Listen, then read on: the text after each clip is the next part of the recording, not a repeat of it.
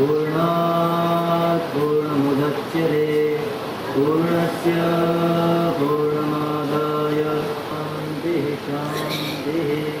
शङ्करं शङ्कराचार्यं केशवं बादरायणं सूत्रभाष्यकृतो वन्दे भगवन्तो पुनः पुनः। ईश्वरो गुरुरात्मेति मूर्तिभेदविभागिने व्योमवद्व्याप्तदेहाय दक्षिणामूर्तये नमः। ॐ शान्ति शान्ति शान्ति। ब्रह्मलीन महाराज की स्मृति में आयोजित ये त्रिदिवसीय निर्वाण महोत्सव है। इसका द्वितीय दिवस और उसका द्वितीय सत्र चल रहा है। सुबह आपने बड़े ही सुंदर ढंग से महापुरुषों के मुख से ही ध्यातव्य ये जो श्रुति वाक्य है इसके ऊपर विवेचन सुना, सत्संग का महत्व सुना, श्रवण का महत्व सुना। अब इसी क्रम को आगे बढ़ाते हुए हम पुनः इसी विषय पर विचार करेंगे। हमारे काशी से पधारे पूज्य स्वामी विवेकानंद जी महाराज, तो वो भी आपको इस विषय पर कुछ प्रकाश डालेंगे।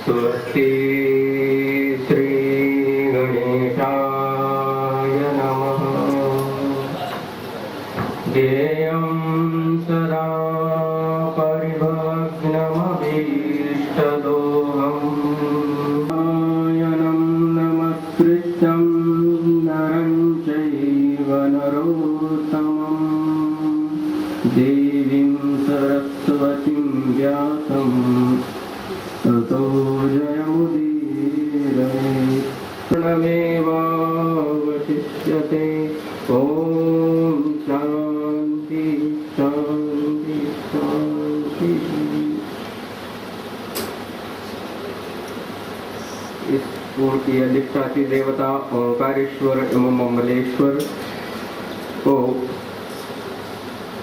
प्रणाम करते हुए एवं माता नर्मदा जी को प्रणाम करते हुए यहाँ के अधिष्ठाता एवं उपस्थित विद्वत संत वृंदजन उनको साष्टांग निपात करते हुए समुपस्थित संत वृंद एवं सत्संग प्रेमी भक्तजनों को परमात्मा की असीम कृपा से हम लोग आज ब्रह्मलीन स्वामी महाराज जी की चतुर्थ निर्वाण महोत्सव के उपलक्ष्य में आयोजित त्रिदिवसीय ज्ञानयज्ञ सत्र में उपस्थित हुए हैं। उस अंतर्गत आज का जो द्वितीय दिवसीय का जो विषय रखा है, आत्मावारे द्रष्टव्य श्रोतव्य मंतव्य निधिध्यासितव्य, इस विषय के ऊपर आपने प्रातःकालीन सत्र में भी विद्वत जनों से इस विषय में भलीभांति चिंतन सुना है। उसी तरह इस आज के दिन के द्वितीय सत्र में भी उसी तरह आप आत्मावारे द्रष्टव्य श्रोतव्य मंतव्य निधिध्यासितव्य इस विषय पर चिंतन करेंगे और उनका सुनेंगे भी। इसी उपक्रम में परमात्मा की असीम कृपा से आज का विषय जो रखा है बड़ा चिंतनीय है। और इस उपक्रम में आप लोगों ने कल सुना भी था कि जो शरणागति भक्ति मार्ग की जो शरणागति है उसी को वेदांत परक भी चिंतन सुना था आप लोगों ने। उसी क्रम में आगे बढ़कर आत्मावारे द्रष्टव्य श्रोतव्य मंतव्य निधिध्यासितव्य, इस आत्मा का किस तरह से पा सकते हैं उसका यहाँ बताया कि उस आत्मा को प्राप्ति किस तरह से की जा सकती है, इसका इसमें विधान बताया है। तो ये जो मंत्र है, श्रुति वाक्य है, ये बृहदारण्यक उपनिषद के का द्वितीय अध्याय के चतुर्थ ब्राह्मण अर्थात मैत्री ब्राह्मण का 5वां मंत्र का एक श्रुति वाक्य है।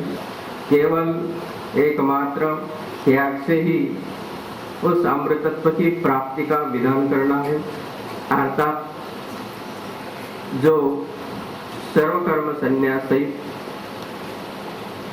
अंग स्वरूप आत्म जो कर्म सर्वकर्म संन्यास अंग स्वरूप जो आत्मज्ञानी उसका विधान करना है।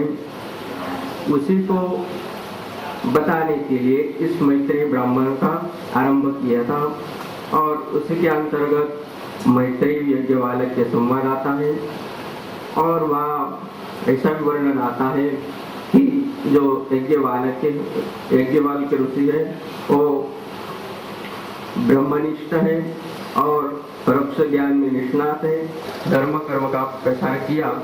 फिर अंततः जाके उन्होंने जो आत्मज्ञान सहित जो संन्यास का अंग स्वरूप जो आत्मज्ञान उसकी जो प्राप्ति करने की इच्छा हुई, तब उससे पूर्व उन्होंने जो गृहस्थ धर्म का अवलंब किया था विधिवत, अभी उसका वो विधिवत त्याग करना चाह रहे हैं।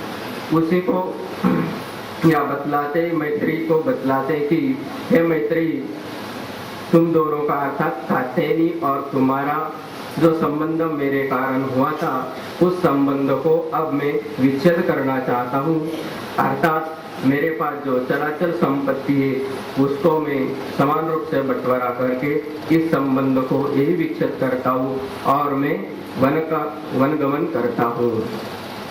इस तरह उन्होंने अपना अभिप्राय मैत्री को बताया।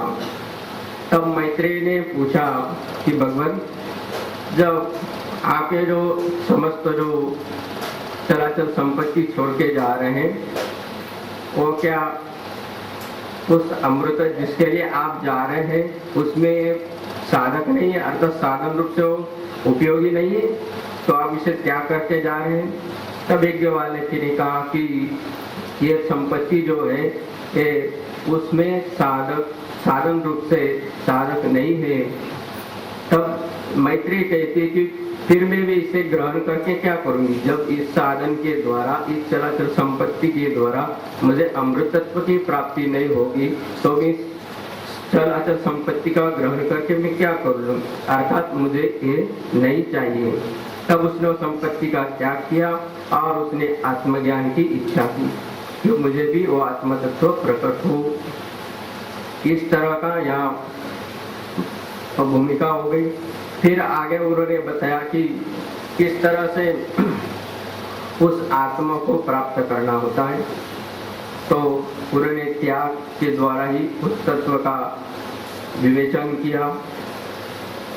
तो अभी व्यवहार में भी देखते हैं हम लोग कि वित्तात् पुत्र प्रिय, पुत्रात् पिंड, पिंडात् तथेन्द्रिय, इंद्रियभ्यो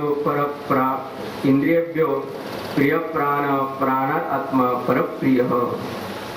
अर्थात जो वित्त है उस वित्त से संपादित होने वाले समस्त कर्म एवं उसका भोग हमें अत्यंत प्रिय होता है।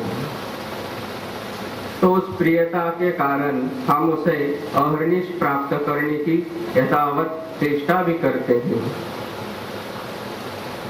जब उससे संतुष्टि हो जाती है तब पुत्र की प्राप्ति करते, पुत्र में उसका मोह बढ़ जाता, परिवर्तित हो जाता है। जब यथेष्ट वित्त प्राप्त कर लिया तब पुत्र में मोह उत्पन्न हो जाता है, तो वित्त से पुत्र में अधिक प्रेम करने लगता है और पुत्र को ही अपना आत्मा मानता है। जैसे सुबह के प्रातःकालीन सत्र में आपने सुना कि पुत्र को भी आत्मा माना है, वो कौन सा गौण आत्मा है, तो उस आत्मा में भी वो अपनत्व कर लेता है और उस पुत्र को ही अपना आत्मा मानता है। इस तरह वित्त और पुत्र का यदि उसमें कोई विनाश हो जाता है तो वो उसके जो प्रतिफलन होता है, जो प्रतिक्रिया होती है वो इस तरह से होती है, हाय मैं मर गया, इस तरह मैं अपने को मरा हुआ मानता है, अर्थात वित्तनाश या पुत्रनाश होने पर वो अपने को मरा हुआ मानता है। क्यों? वो अत्यंत प्रिय थे। उसी तरह पिंड अर्थात शरीर, इस शरीर में भी उसकी प्रियता अधिक रहती है। तो जब इस शरीर में प्रियता अधिक रहती है और उस शरीर का, इस पिंड का स्थिति बनाए रखने के लिए, यथास्थिति बनाए रखने के लिए वो नाना विविध चेष्टाएं, सौंदर्य प्रसाद, दवाइयाँ, खाद्य सामग्री आदि का वो यथेच्छ उपभोग कर लेता है।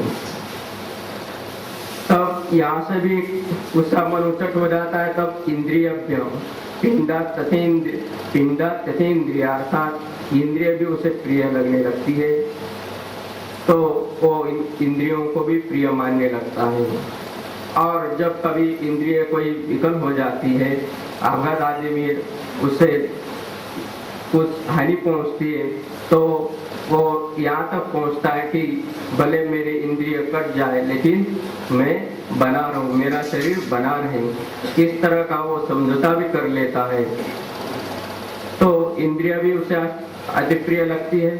तब इंद्रियों को यथाशक्ति बनाए रखने के लिए अनेक प्रकार की दवाइयाँ आदियों का ग्रहण कर लेता है और कसरत आदियों को भी करता रहता है। तो जब इंद्रिय से पूर्णता हो जाती है, तब इंद्रियभ्यो पर प्रिय प्राण अर्थात प्राण सबसे प्रिय हो जाता है। तब वो प्राण को अत्यंत प्रिय मानता है कि भले इंद्रिय कट जाए लेकिन मेरा प्राण न चला जाए, मैं ऐसे ही बना रहूं। इस तरह की वो मनोकामना करता रहता है और उसे पूर्ति के लिए हर संभव प्रयत्न करता रहता है। इस तरह श्लोक में जो प्रतिपादित वित्त, पुत्र, पिंड, इंद्रिय, इसमें उत्तरोत्तर प्रियत्व बढ़ने लगता है। और जब इस आत्मा से आता प्राणात आत्मा पर प्रिय हो, प्राण से भी प्रिय हो गया आत्मा, तो कैसा है? पर प्रिय है अर्थात अत्यंत प्रिय, श्रेष्ठ प्रिय है और निरतिशय सतीक्षय शून्यत्व होने से वो अत्यंत प्रिय है। इस तरह जो आत्मा है उसको प्राप्त करने की यथासंभव चेष्टा करता है, किंतु वो वित्त, पुत्र, पिंड और इंद्रिय, इन चारों में इतना उलझा रहता है कि उसे आगे जो प्राण एवं आत्मा यहाँ तक पहुँचने का, यहाँ तक विचार करने के लिए उसके पास पर्याप्त समय ही नहीं रहता है। इसी में वो वित्त, पुत्र, पिंड और इंद्रिय, इसी में वो अपना जीवन की पूर्णाहुति कर लेता है। यदा कदा दयालु, परम कारुणिक एवं करुणापूर्ण सद्गुरु मिल जाते हैं या सत्संग कर लेता है, तब जाके उसमें यदा कदाचित विचार उत्पन्न हो जाते हैं और उस सत्संगों की बातें सुनकर विचार करने लगता है। तो इसी तरह एक कहानी भी आती है कि एक अहमदाबाद की कहानी, आज कई साल पूर्व सत्य घटित घटना है कि एक महाराज जी के भक्तजन थे, अच्छे दोनों पति पत्नी अच्छे मल्टीनेशनल कंपनी में सर्विस भी करते थे और विवाह के उपरांत उन्होंने निश्चय कर लिया था कि अभी संतान की प्राप्ति की है और उन्होंने संतान प्राप्ति का यत्न भी किया और फलस्वरूप संतान के जो लक्षण थे गर्भधारण आदि वो भी दृष्टिगोचर होने लग गए। जब उस गर्भ का पूर्ण समय हो गया, तब उस पत्नी में इलाज करने के लिए, अर्थात उसे अत्यंतिक वेदना के कारण उसे अस्पताल में भर्ती कराया। अस्पताल में भर्ती करने के बाद उसे चेकिंग वगैरह हुआ, जांच वगैरह की गई। तब डॉक्टर ने उस पुरुष से कहा कि भाई तुम्हारी पत्नी और बच्चों दोनों की जान खतरे में, लेकिन हम यथासंभव प्रयास करके दोनों में से केवल एक को ही बचा सकते हैं। ये आपके ऊपर निर्भर है कि आप संतान चाहते हैं या पत्नी चाहते हैं। तो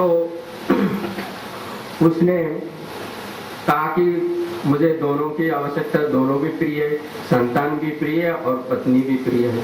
तो आप दोनों बचाइए, जितना पैसा चाहिए मैं उतना इंतजाम करता हूँ, आप पैसे की कोई चिंता ना करें।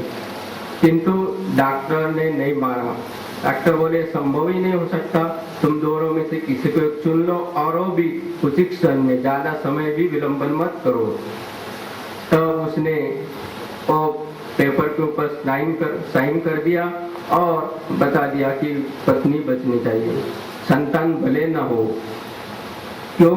तो बोले पत्नी बचेगी तो संतान पुनः उत्पन्न हो जाएगा, संतति की पुनः उत्पत्ति हो सकती है, किंतु संतति रहेगी तब उसके पालन पोषण करने के लिए भी पत्नी की आवश्यकता है। अतः उसने संतति को क्या कर दिया? निषेध कर दिया, अतः उसका परित्याग कर दिया और पत्नी को ग्रहण कर लिया, उसका वरण कर लिया। तो पुनः कालांतर में पत्नी ठीक हो गई और कुछ समय के बाद जब जिस मोहल्ले में वो रहते थे, जिस मकान में रहते थे, उस मकान में आग लग गई। आग लग गई, पूरा मकान नीचे से ऊपर तक अग्नि में लपेटा हुआ था और इन लोगों को बाहर निकलने का कोई रास्ता ही नहीं था। एक छोटी सी खिड़की थी, तो जब फायर ब्रिगेड वाले आए तो उन्होंने सीढ़ी लगाकर वहां तक, तो खिड़की तक पहुंच गए, लेकिन दोनों अंदर फंसे थे तो बाहर कैसे निकाला जाए दोनों को। तब उस फायर ब्रिगेड ने जो कर्मी था, दमकल कर्मी, उसने कहा कि भाई दोनों तो इसमें तो आ नहीं सकते, अब दोनों में से किसी एक को आना है, और एक की तो जान बच सकती है, दूसरे की तो कोई गारंटी नहीं, कारण एक को नीचे उतरने और ऊपर आने में जितना समय हो उतने समय में कुछ भी हो सकता है। तो उसने कहा कि आप दोनों में से चुन लो, निर्णय कर लो कि किसे बचना है किसे नहीं बचना। तब पुनः उस पुरुष ने क्या कर लिया कि बोला मैं बच जाऊं तो ठीक रहेगा, पत्नी बचेगी तो ठीक नहीं, मैं रहूं तो पुनः दूसरी पत्नी आएगी। तो पुनः उसने पत्नी का परित्याग कर दिया और वो बच गया और पूरा वो अस्पताल में जाके दवाई करके पूरा ठीक ठाक हो गया। और पुनः जाके हो सकती है उसके पीछे शनि की 7.5 लगी हो, तो पूरा उसका एक्सीडेंट हो गया। तो एक्सीडेंट में हो गया तो पैर हानि हो गई, जख्म हो गई। तो उसमें डॉक्टर ने कहा कि पैर तो ठीक होगा नहीं, यदि ठीक करना है तो उसमें बड़ी हानि होगी, हो सकता है संभव तो उसमें पॉइजन हो। तो आप यदि पैर में पॉइजन बना के रखना चाहते हैं या फिर पैर कटवाना चाहते हैं। तब उसने कहा कि मैं तो ज्यों का त्यों बना रहूं, भले पैर कट जाए कोई बात नहीं, आप पैर भी काट लो। तो इस तरह उसने पैर को भी काटने की अनुमति दे दी। तो इस पूरे घटनाक्रम में देखिए कि उसने किस तरह से हर परिस्थिति में समझौता कर लिया कि उसने जब संतति और पत्नी प्रिय लगी तो उसने वहां समझौता कर लिया कि पत्नी प्रिय, तो पत्नी को बचा लिया।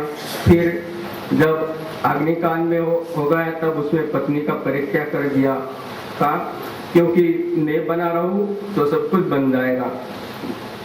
इस भावना से उसने पत्नी का परित्याग कर दिया और अपने को यथास्थिति बनाए रखने का प्रयास किया। पूरा जाके जब एक्सीडेंट आदि हो गया तो उसने इंद्रिय का विघात हो गया, तो भले इंद्रिय नष्ट हो किंतु मैं बना रहूं, इस तरह से उसने अपने आत्म स्वरूप को अर्थात शरीर को बचाने का यथासंभव चेष्टा की। इस तरह से व्यवहार में देखा भी जाता है और हम आप लोग यथासंभव उसका अनुभव भी करते हैं। तो यह जो आत्मा है कैसा है, तो बताया कि अहम निर्विकल्पो निराकार रूपो विभुम व्यापकम सर्वेन्द्रिया सदा में समत्वम न मुक्तिर्न बंध चिदानंद रूपो शिवोहम शिवोहम। यह स्वरूप का जो आत्मा है वो अत्यंत निकट होने से और सदा विद्यमान रहने से वो अत्यंत प्रिय है। इसलिए पंचदशकार में भी लिखा है कि यम आत्मा पर प्रेमास्पद हो, अर्थात ये जो आत्मा है पर प्रेमास्पद है और सबको अभिष्ट भी है, कोई इसे त्याग करना नहीं चाहता है। आप लोग भी त्याग नहीं करना चाहते हैं। देखिए, रात में आप दिन भर इतना काम करते, भाग दौड़ करते हैं, तब भी और इतना कोई महत्वपूर्ण प्रसंग हो या प्रिय कोई व्यक्ति हो, उन सभी को आप क्या करते हैं, छुटकारा, आप वहां से पिंड का छुटकारा करके निद्रा के अधीन होते हैं। क्यों होते हैं? तो सुसुप्ति में उस आत्मा के साथ आप एकत्व का अनुभव करते, वह आनंद की अनुभूति होती है। उस आनंद को आप चाहते हैं, तभी तो आप जाके इतना जो भागदौड़ है, जो अभिष्ट पदार्थ है, इष्ट पदार्थ है, उनको समस्त पदार्थों का, भोगों का त्याग करके आप उस सुसुप्ति को प्राप्त करते हैं। अर्थात तो अत्यंत प्राप्त होने के कारण इस तरह जो आत्मा है आनंद स्वरूप है। और तैत्तरीय उपनिषद में भी कहा है कि सत्यम ज्ञानम अनंतम ब्रह्म, अर्थात ये ब्रह्म है, जो आत्मा है, वो कैसा है? सत्य स्वरूप है, अनंत है और ज्ञान स्वरूप है। इसी को दूसरी भाषा में कहा कि सच्चिदानंद स्वरूप है, अर्थात तो अस्थि प्रिय भांति का विषय भी है। तो आप सब जानते हैं कि अस्थि को अर्थात सतत्वेन, अस्तित्वेन आप समस्त जो कर्म करते हैं उसका है का प्रतिपादन करते हैं। और जो प्रिय लगता है, अर्थात जो प्रिय है आनंद स्वरूप है, इसलिए आपको प्रिय लगता है। और जो ज्ञान स्वरूप है, उसी को आप जो ज्ञान स्वरूप उसका प्रकाशमान होता है। इस तरह जो आत्मा किस तरह प्राप्त करना है, तो बताया कि आत्मा हमारे द्रष्टव्य, श्रोतव्य, मंतव्य, निधिध्यासितव्य। इस तरह से जो आत्मा का जो साधन है, ये अंतरंग साधन है। इस अंतरंग साधन को, बहिरंग साधन शब्दमादि तो ही है, लेकिन अंतरंग साधन जो है, इस अंतरंग साधन को प्राप्त करके आप उस आत्मा को प्राप्त कर सकते हैं। इसी को कोई मानते नियम विधि को मानते हैं, कोई उसे पाठक्रम अर्थकम बलिए से इस तरह से उसका अनुकर व्याख्या कर कर उसका नियम करते हैं, अर्थात उसका विधान करते हैं। किंतु कहना इतना ही है कि जो शास्त्र और गुरु के द्वारा जो आत्मा का श्रवण करना है, उसका मनन करना है और उसका निधिध्यासन करना है। इसी के लिए पंचदशी में कहा कि तस्मात् सदा विचारे तस्मात् जीव जगत परमात्मना। और फिर पूरा इसका विचार श्रवण करेंगे, विचार करेंगे तो क्या होगा फल? तो बताए जीव और जगत का बाल होगा और परमात्मा शेष रहेगा। और उसी परमात्मा को प्राप्त करना है, ये इसी का तात्पर्य है। ये कहकर मैं अपनी वाक् पुष्पांजलि ब्रह्मलीन स्वामी चरणों में समर्पित करते हुए ये वाणी को पुण्यवरम देता हूँ। हरिओम तत्सत, हरिओम तत्सत, हरिओम। स्वामी जी ने दृष्टांत द्वारा, कहानी के द्वारा हमें समझाया कि चाहे पुत्र हो, धन हो, पत्नी हो, सबसे प्रिय आत्मा है। वही आत्मा परमानंद रूप है और उस आत्मा की प्राप्ति करनी है। जो उसके साधन हैं उनको हम प्राप्त करें, जीवन में लाएं, तभी आत्मा का हमें ज्ञान दर्शन हो सकता है।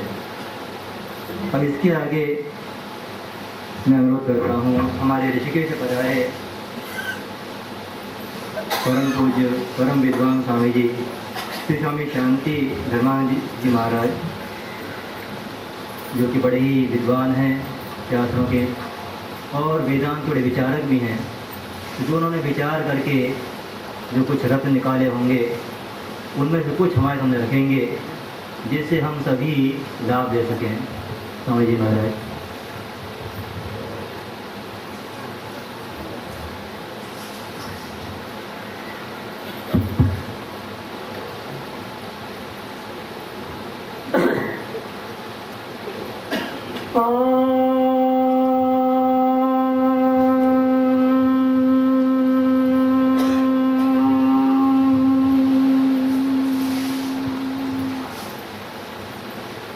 भद्रन्नो अपि वातय मनः। ॐ शान्ति शान्ति शान्ति। ओंकारबिन्दुसंयुक्तं नित्यं ध्यायन्ति योगिनः। कामदं मोक्षदं चैव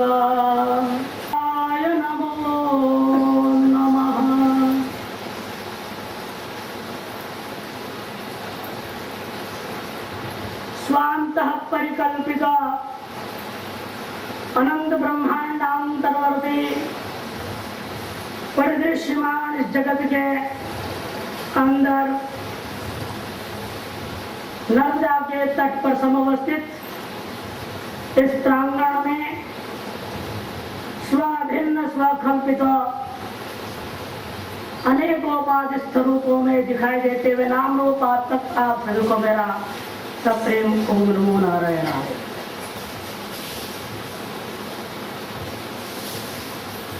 आप संपूर्ण वेदांत का बीजभूता सूत्रात्मक मंत्र पर विचार श्रवण कर रहे हैं। आत्मावारि द्रष्टव्य श्रोतव्यो मंतव्यो निधिध्यासितव्य। काफी सुन चुके हैं, कथा पक्ष को अच्छी तरह से समझ चुके हैं आप। इसे वास्तव में मंत्र का रहस्य क्यों पड़े जाए। श्रोतव्य का क्या श्रवण करना है, आत्मा का ये दर्शन करना है। दर्शन का बता दिया गया आप लोगों को कि साक्षात्कार करना है, अनुभव करना है। ये अनुभव नहीं किया है तो बेवकूफ बहुत आसानी से बना दिया जा सकता है। जैसे आज के जमाने में हजारों धर्म हजारों संप्रदाय चल रहे हैं, सब अपने अपने डबली बजा रहे और अपनी दुकानदारी बढ़िया चला। आप ऐसा न फंस जाए, इस बात को जानना जरूरी है। कैसे जाना है? सबसे पहले श्रोतव्य क्या श्रवण करना है, अनुभव करना है तो क्या करना है, अनुभव करने के लिए क्या श्रवण करना है। तो आत्मा का अनुभव देखो, अनुभव की महत्व पहले समझो। एक बार एक विदेशी बालक था, इसलिए मैं विदेशी कह रहा हूँ कि विदेश के शहरों में जो पैदा हुए हैं, जो बड़े हुए, उनको गाय के उन्हें पता ही नहीं है। गाय को देखा, एक डिब्बों में फोटो देते होंगे गाय का और कुछ नहीं। वो अचानक भारत आ गया, अनेकों और बच्चों का तो यात्रा के उनके साथ आ गया था शहर में। दिल्ली शहर में जब उनकी गाड़ी जा रही तो रास्ते में जानवर दिखाई दिया रोड पर। यहाँ के रोडों पर जानवर बहुत लोग, वहां नहीं कुछ। यहाँ जानवर को देखा तो उसने जो साथ में कुछ भारतीय बालक थे पूरे, उनसे पूछा भाई कौन सा जानवर है। उनको कहता है कौ, माने गाय है।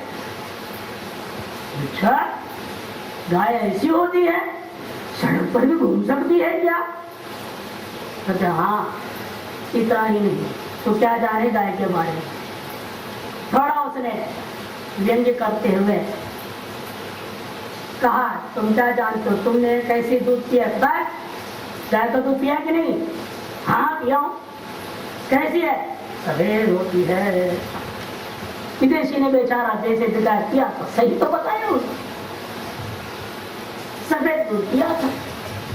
और भारतीय थोड़ा मजाक लेने के चक्कर में कहा तू मूर्ख है, कुछ नहीं जानता। अरे काली गाय होती है, उसकी काली दूध होती है। लाल रंग की गाय होती है, उसका लाल दूध होती है। तुमने तो सफेद रंग की गाय का दूध पिया। अरे तेरे को मजा ही नहीं आया था संसार का। अरे उत्तर की जाल में फंस। वो विदेशी बेचारा ने अनुभव किया था, किसी गौशाला में कभी गया नहीं, देखा नहीं। ये भी हो सकता है, लाल गाय की दूध लाल होगी, काली गाय की दूध काली होगी, चितकबरा गाय की दूध तो फिर बहुरंगी होगी। आप भी इस तरह से कोई कहता आत्मा इतना छोटा है, आत्मा इतना बड़ा है, तो आप तो बहुत व्यापक है, आप इस चक्कर में आए तो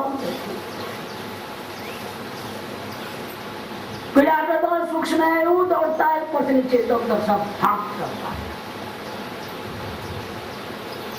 कोई कुछ व्याख्या कर रहा है, कोई कुछ व्याख्या कर रहा है, उन व्याख्याओं को सुनकर फंस जाओगे। इसलिए आपको क्या पढ़ना है? वेदांत पढ़ना है।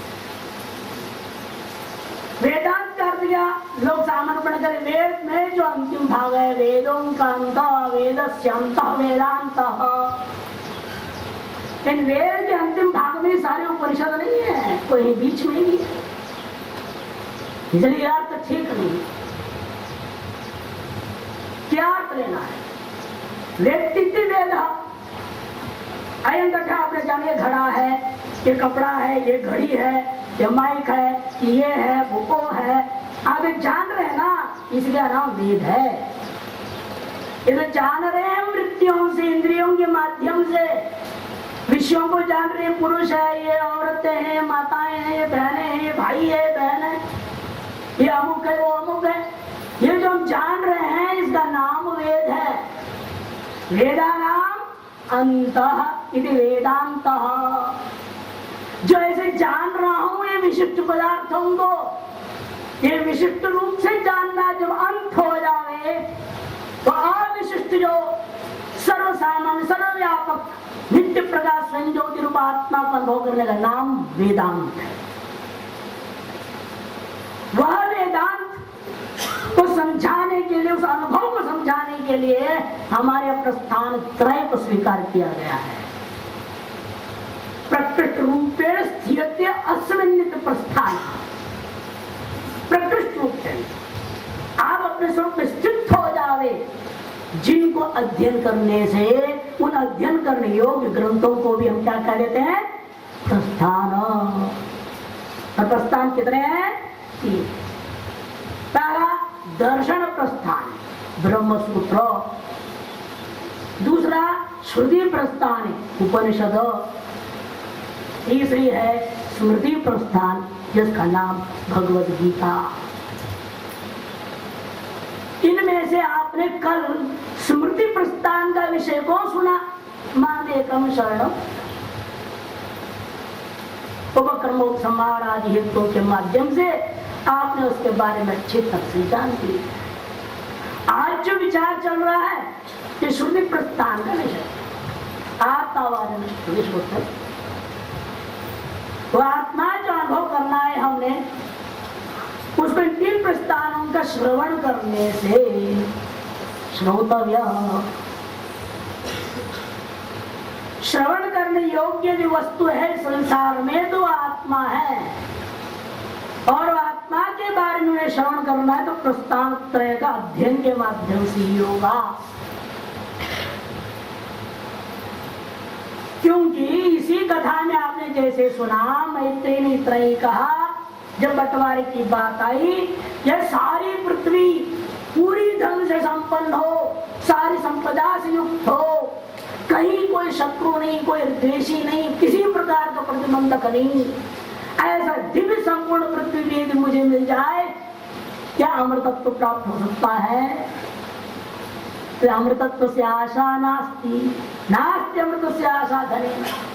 याज्ञवल्क्य के साफ कहते हैं इस धन के द्वारा केवल पृथ्वी क्या सारा लोक भी मिल जाए, पूरे 14 लोक का अधिपत्य मिल जाए, तो भी अमृतत्व की प्राप्ति नहीं हो सकती है। ऐसे उस आत्मा को जानने पर ही होगा। तो कैसे आत्मा को जानना है? आपने अनेक लक्षण सुने, खेल के बाद किसी ने भी याज्ञवल्क्य इस प्रसंग में कौन सा लक्षण बताया? आत्मा को लक्षण का उल्लेख ही नहीं किया। यहाँ पर क्या कहा? अविनाशी वार अरे आत्मा अनुच्छिन्न धर्मा, ये लक्षण बताया। अविनाशी वा अरे अयम आत्मा अनुच्छिन्न धर्मा, ये आत्मा का लक्षण। दो बात कही, अविनाशी, दूसरी अनुच्छिन्न धर्म। उच्छेद धर्म का स्वभाव इसमें नहीं है, और विनाश भी कभी नहीं होता, जो उस तत्व का नाम आत्मा है। ये मुख्य लक्षण है। और इस लक्षण की आत्मा को पहचानेंगे कैसे? उसके लिए कहो परम प्रेमास्पद है, परम प्रेमास्पद। भक्ति का लक्षण कर दो, नारद जी भी कहते निर्दिशय प्रेमास्पदो भक्ति, निर्दिशय प्रेम उसका जो आस्पद है, विषय है। तो निर्दिशयता क्या हुई? परमता, परम अपनी महती परम, जो पर है, जो श्रेष्ठ कहते हो सर्वोत्तम, उसको भी अपने अंदर में नाप ले, उसी का नाम परम। कई बार हम सुनते हैं मंचों में कभी कभी चला जाता हूँ तो सबको कहते हैं ये लोग परम पूज्य परम पूज्य परम पूज्य। अरे कितने परम होंगे भाई, सब परम पूज्य कैसे? परम तो एक होगा। परम जितने पर है सर्वे परा यस्मिन् माति परम। श्रेष्ठ अनेक हो सकते हैं, परम तो एक होगा, तो परमेश्वर परमात्मा है, दूसरा नहीं। अगर परम पूज्य पर ब्रह्म परमात्मा ही दूसरा नहीं हो सकता, और वो एक है, अनेक नहीं हो सकते।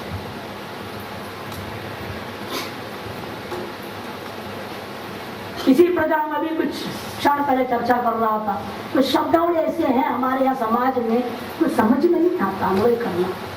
जो ब्रह्मलीन शब्द होता है, ब्रह्मलीन है। कौन ब्रह्मलीन हुआ? ब्रह्मणी लीनो यक्षा ब्रह्मलीना, ब्रह्म में जो लीन हो गया। कौन लीन हो गया? जिसके लिए आप ये प्रयोग कर रहे, क्या वो ब्रह्म लीन हो गया? फिर खुद ब्रह्म थे कहते हो और ब्रह्म लीनता होगा। यदि वो ब्रह्म ना होते तो ब्रह्म लीन हो जाते। उन्हें ब्रह्म कहते हो और ब्रह्म लीन भी कहते हो। फिर कहना उपाधि की अपेक्षा कुछ भी व्यवस्था तो देनी पड़ती। व्यवस्था तो हम निकाल ही लेंगे, बुद्धिमान लोग तो निकाल ही लेंगे कुछ न कुछ व्यवस्था, लेकिन वास्तविकता क्या है? व्यवस्था तो आपकी बुद्धि की प्रतिभा की महिमा है, मैंने अविद्या का एक खेल है। लेकिन वास्तविक जो होता है वह विद्या से परे होता है। जो सत्य है वह विद्या से परे है। किसी भी शब्द का जो सत्य है, गूढ़ है, जिसे आपने कल सुना गुह्यतम, वह तो एक होगा, अनेक नहीं हो सकता। जब व्यवस्था का सवाल है वह अनेक व्यवस्थाएं हो सकती, विकल्प नहीं। कोई कुछ व्याख्या कर सकता है, कोई कुछ व्याख्या कर सकता है, अनेक विकल्प हो सकते हैं। यह विद्या की महिमा है। लेकिन वास्तव में वो एक होगा, और वो एक तो अनुभव के बिना आप निर्णय नहीं ले पाएंगे क्या है। जिस उस बालक को अंत में मन में जो संशय आया, क्या वास्तव है ये बोल रहा है, तो फंस गया। तो सोचा नहीं, मुझे किसी गौशाला में जाना पड़ेगा। तो श्रोतव्य प्रस्थान को सम्यक प्रकार से श्रोत्र ब्रह्मनिष्ठ गुरु के चरणों में बैठकर सुनना चाहिए। आप कहेंगे महाराज हम कहां से श्रोत्र ब्रह्मनिष्ठ गुरु को खोजें? सभी तो बोर्ड में लिख रहे श्रोत्र ब्रह्मनिष्ठ, हम क्या करें, किसको मानो? तो किसी को मानने वाली बात नहीं है। यहाँ तो श्रद्धावान लभते ज्ञानम तत्पर संयत इंद्रिय। जिनके प्रति तुम्हारे हृदय में श्रद्धा इतनी बढ़ाती है कि पूर्ण समर्पण हो जावे, वही तुम्हारे श्रोत्र ब्रह्मनिष्ठ गुरु है। एक बार महाराज जी सुना करते थे कहानी छोटी सी। एक गांव का आदमी आया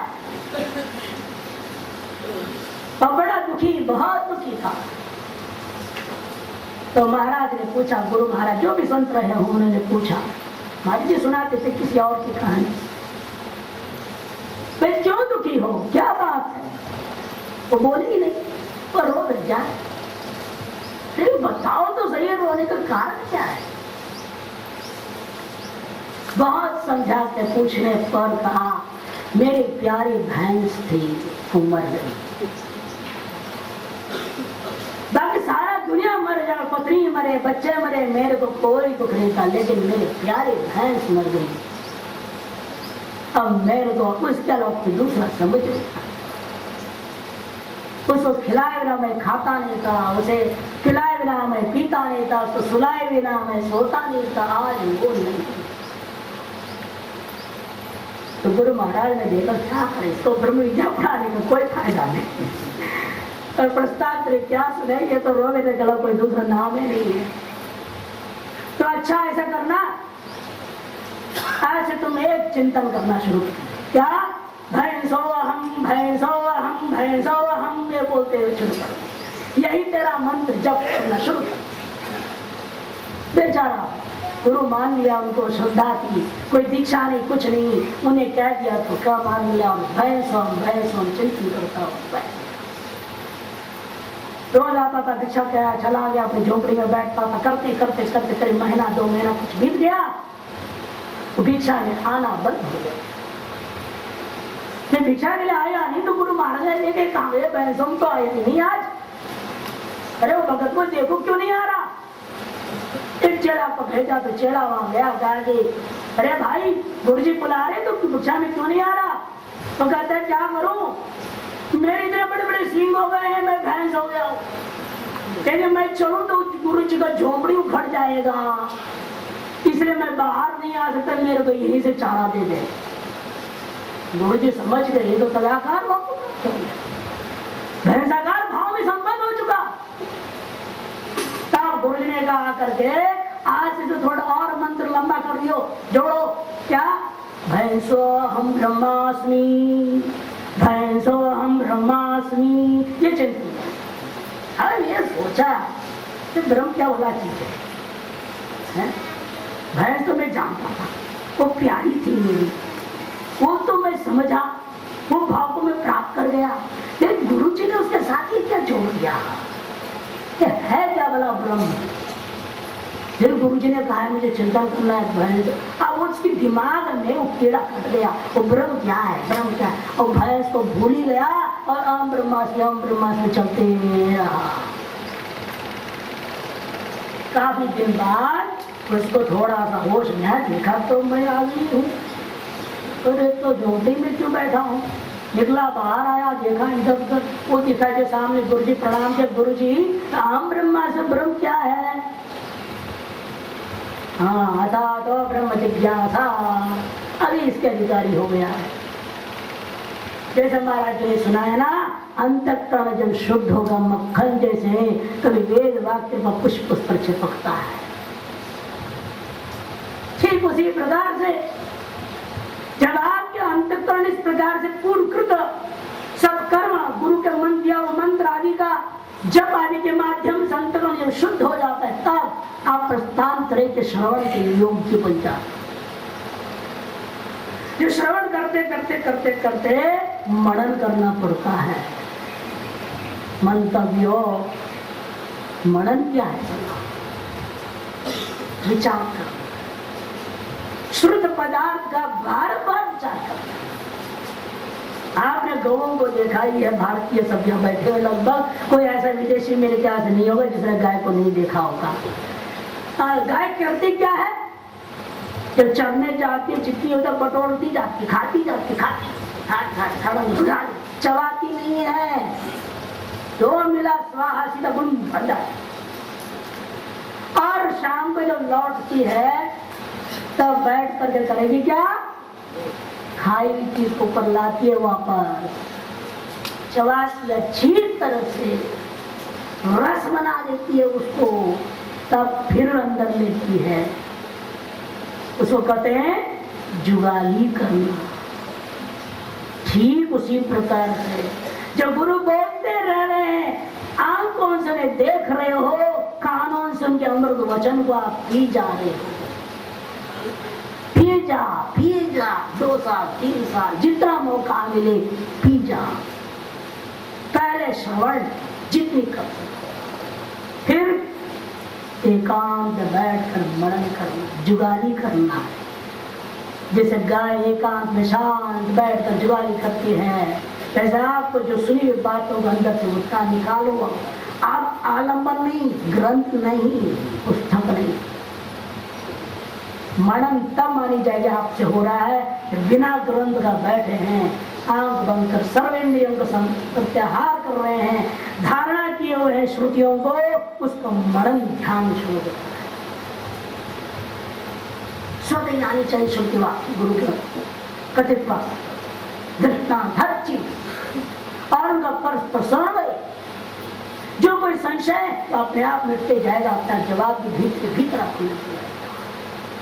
तब समझो मनन होने लगा। नहीं हुआ है पुनर्विचार करो। फिर हमारे महात्मा ऋषिकेश में वो यही करते, विचार करो। तो महाराज मैंने खूब विचार करे, पुनर्विचार करो। अच्छा पुनर्विचार की 10-15 बार महाराज पुनर्विचार भी होगा फिर भी 0। अच्छा फिर महाविचार करो, फिर गया 15 दिन बाद महाराज, अरे अति विचार करो, हो विचार, गया फिर आया, ओहो अभी तक नहीं हुआ तो पुनर्विचार करो, पुनर्महाविचार करो, पुनरअति विचार करो, तब भी नहीं हुआ तो फिर दोबारा श्रवण करो। विचार, पुनर्विचार, महाविचार, अति विचार, फिर पुनर्विचार और पुनर्विचार, पुनर्महाविचार, पुनरअति विचार, ये 7 सीढ़ी है। ये 7 क्रम में अपना लिया आपने, फिर भी यदि मानते हो कि मनन सम्यक अंदर नहीं हो रहा है तो फिर इसका आपका श्रवण सम्यक नहीं हुआ है, दोबारा श्रवण करना चाहिए। कहीं ना कहीं गुरु के प्रति तुम्हारे दिल में खटाई है, तभी श्रवण सम्यक नहीं। जैसे बताया था कल, समर्पण कर दिया, अरे क्या समर्पण, वास्तविक समर्पण कौन करता है? कहना बड़ा आसान है। वृंदावन के महाराज जी कल हमने बहुत समझा तुम समर्पण करो। जब समर्पण है फिर बाद में प्रश्न नहीं उठता। प्रश्न वहां है जहां द्वैत है। समर्पण का मतलब क्या? द्वैत का अभाव हो गया, मैं नहीं था, मैं हूं ही नहीं, मैं शिष्य हूं न भगत हूं, कुछ भी नहीं, नथिंग। समर्पण जब मैं हूं, मैं कुछ समझ में नहीं आ रहा, मैं पूछ रहा हूं, इसका मतलब मैं गुरु से अलग हूं, मैं गुरु को समर्पण किए ही नहीं, मेरा अपना अहंकार अलग है, मेरा सब कुछ अलग है। ये समर्पण आसान नहीं है। शिष्यस्ताम प्रपन्नम, ये कहना आसान है, ये समर्पण असंभव है लगभग। इसलिए मानो मैं आपका शिष्य बन रहा हूँ महाराज, प्रश्न खूब पूछो, तद्विधि प्रेपाते न परिप्रश्नेन सेवया, इसे बहिरंग साधन में रखा है इनको। समर्पण कौन कर सकता है? जो अंतरंग साधन श्रद्धावान लभते ज्ञानम तत्परा संयते, तत्पर हो गया है। तत्पर यहाँ हम लेंगे इसे गुरु पर हो गया, और सारे इंद्रिय से संयत है उसके, और सहित इंद्रिय वालों में संशय और प्रश्न उठते हैं। अतः जिसका मनन एकांत बैठने के बाद श्रुति वचन में ऊपर बाहर नहीं आ रहे हैं, गुरु श्रुत वचन का सम्यक प्रकार से जुगाली नहीं कर पा रहे हैं, तो समझ लीजिए अभी गड़बड़ी है, तो निधिध्यासन कैसे होगा? और जिनका इस प्रकार से मनन होने लगता है, अगला और अंतिम का निधिध्यासन करो।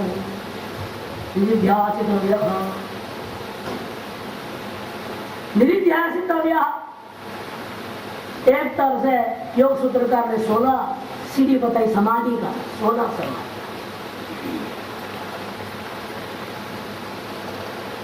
अंत में धर्ममेध समाधि कहते, धर्ममेध समाधि उसी का लगभग नजदीक है, समझ लेना ये निधिध्यासन। इसका पर्याय नहीं कहूंगा।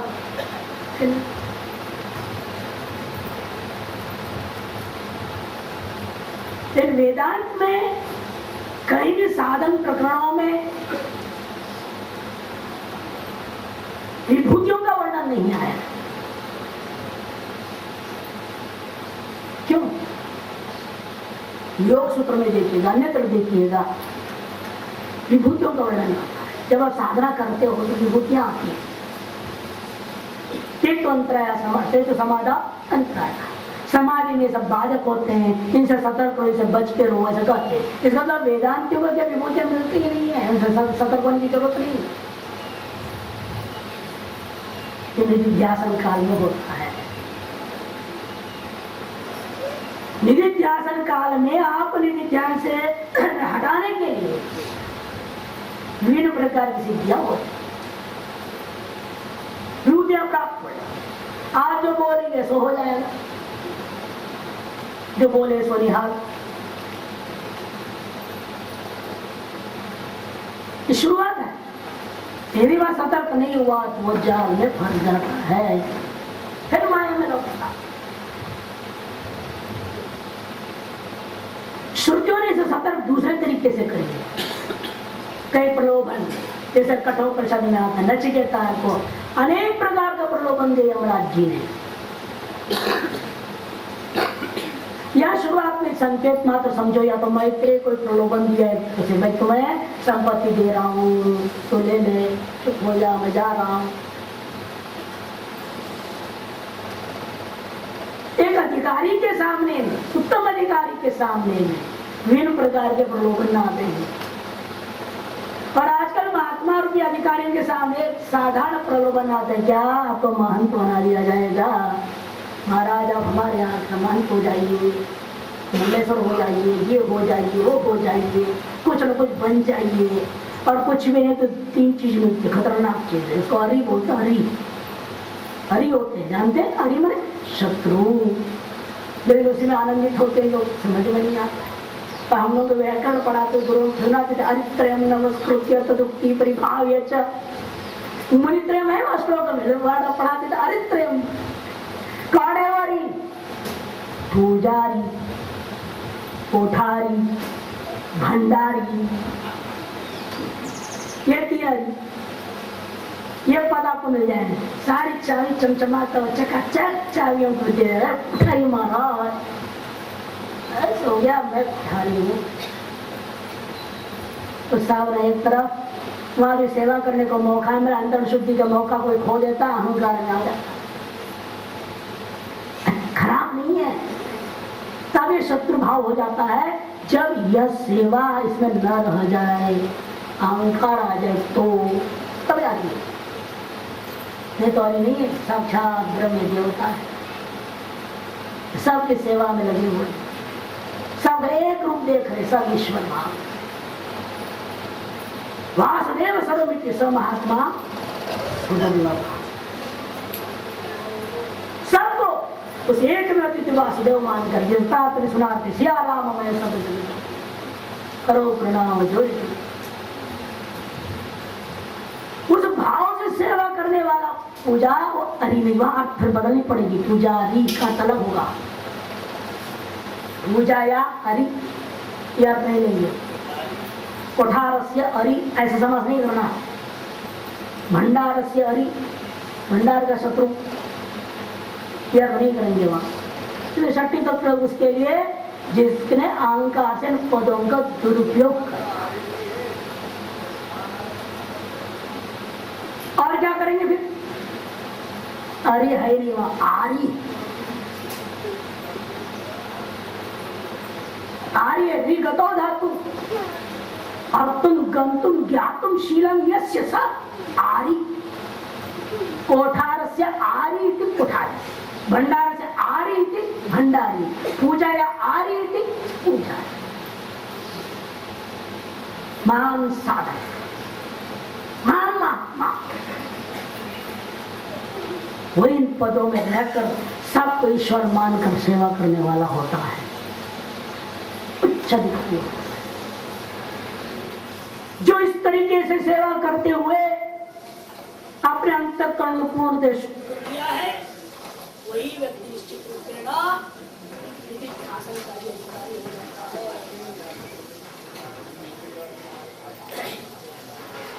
शायद थोड़ा गला खराब है, फिर भी वहां तो सुनाई देगा क्या? मनन सम्यक हो सकता है, मनन सम्यक हो जाए तो विध्यासन सम्यक होगा, तब आप आत्मा का अनुभव कर पाएंगे, आत्मा की अनुभूति हो सकती है। अब आइए, जिस आत्मा का हम इस प्रक्रिया से अनुभव करना चाह रहे हैं, इसमें प्रक्रिया बताया जाता है। सबसे पहला श्रवण काल में प्रस्तांतरी के द्वारा आप आत्मा को सब सम्यक स्पष्ट हो जाएगा। उसी आत्मा का लक्षण को याज्ञवल्क्य महाराज ने अपने वाणी से बताया है, अविनाशी और अनुचित धर्म।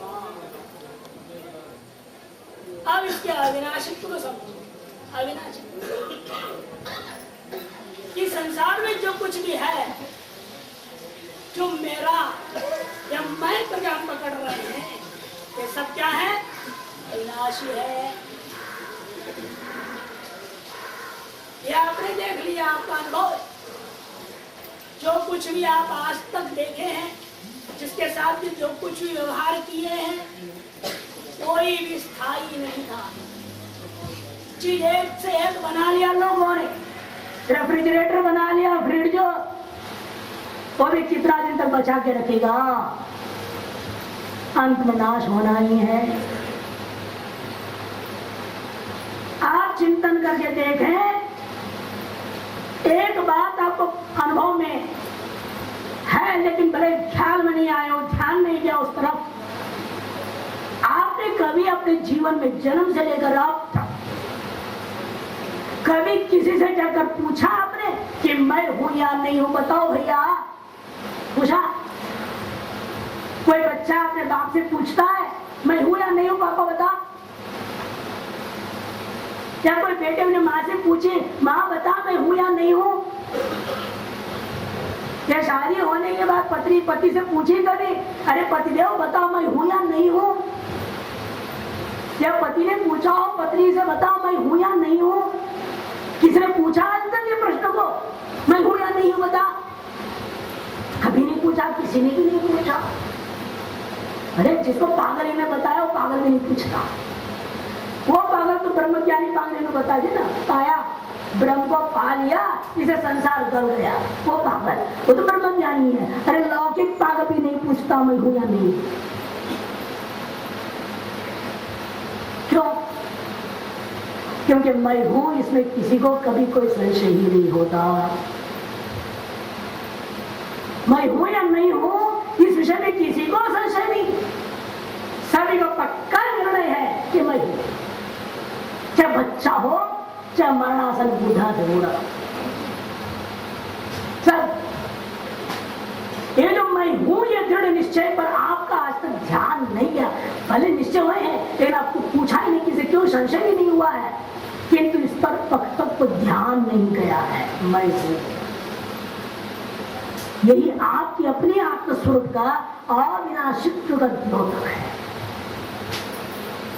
क्यों मैं हूं सदा? क्योंकि मैं अविनाशी हूं, बाकी सब विनाशी, कभी है कभी नहीं है। शरीर का आप डेट ऑफ बर्थ में बताते हैं, और ज्योतिष से पूछते हैं यदि अंदाज कर तो बताओ, डेट ऑफ डेथ बता सकते तो भी बताते। अर्थात शरीर का जन्म और मरण के तारीख तय हो सकते हैं, आपका नहीं। श्रुति से न चाहते मृत्यु व कदाचिन, आत्मा न जन्म लेता है न मरता है, यह अविनाशी। और दूसरा अनुच्छिन्न धर्म, जितने भी धर्म आप अपने अंदर मानते हो तो सबका उच्छेद होता है। कल भी चर्चा हुई सर्वधर्मान प्रत्येक धर्म का। मैं जीव हूं, जीव भाव नष्ट हो जाती है मुक्त होने पर। मैं मनुष्य हूं, यह भी भाव नष्ट हो जाता है। मैं ब्राह्मण हूं, यह भी नष्ट हो जाता है। मैं ब्रह्मचारी हूं, जैसे गृहस्थ हो गए ब्रह्मचारी तो गया।